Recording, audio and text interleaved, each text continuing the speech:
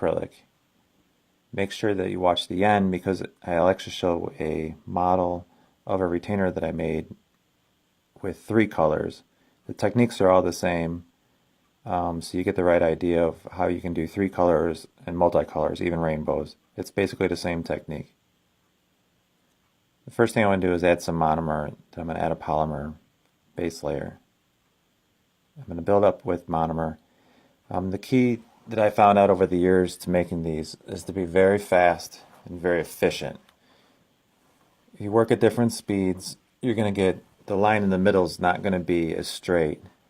So if you watch this video over and over, you can kind of see the timing that it takes and the speed and the accuracy to build it up where you can get a nice straight line in the finish.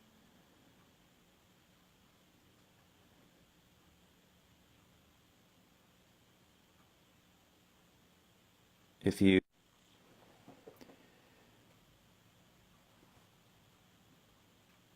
I use a certain tool that has a flat edge on it. You can use a blade, a barred barker, any type of tool that's going to allow you to push the acrylic back and be able to clean it up.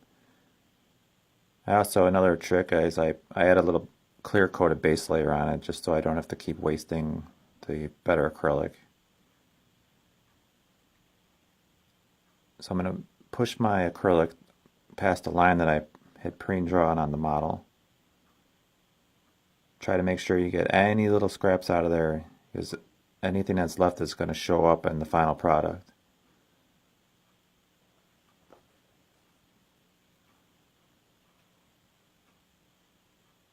If you work too fast and it's too wet, everything's going to keep slumping over that line. So like I said, you want to be nice and even where the thickness is kind of staying where it is. If you notice that the acrylic is just thick enough where it's not falling down in the middle, or how should I say, building up in the middle. I add a little bit more of the color I'm using, the polymer, just to build up that center line. And I constantly keep going over it and cleaning it.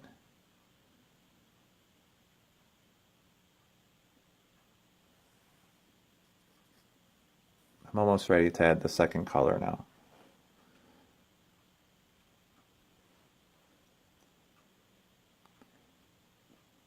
In this retainer, I'm going to use 2 different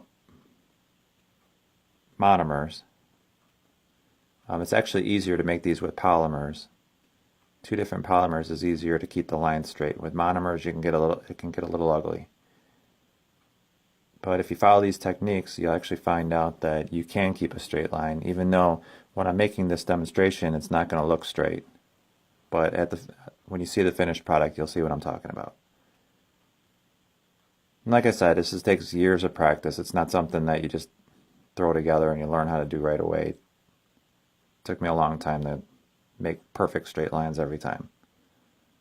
Again, you follow the same procedure. You're going to build up the acrylic on each side. This time, even though I'm using 2 different colors, you would think that the upper patient's left-hand side would start the monomer would seep in and become pink.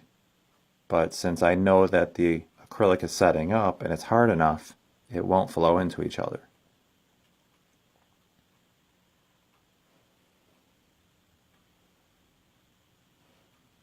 So I'm going to keep building it up, and then I'll add a clear coat base layer to it when I think it's at the proper thickness.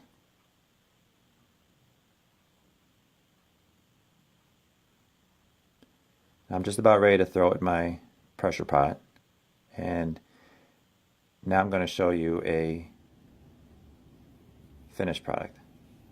That's what it comes out when it's finished. As you see, it's a perfectly straight line. I'm going to show you the underbelly of the retainer. Comes out perfect. So follow the techniques, you'll get it right. And here's a picture of a 3-color split. Exact same way, techniques. If you want to see any more how-to videos, go ahead and hit subscribe on my channel, and I'll be posting some more.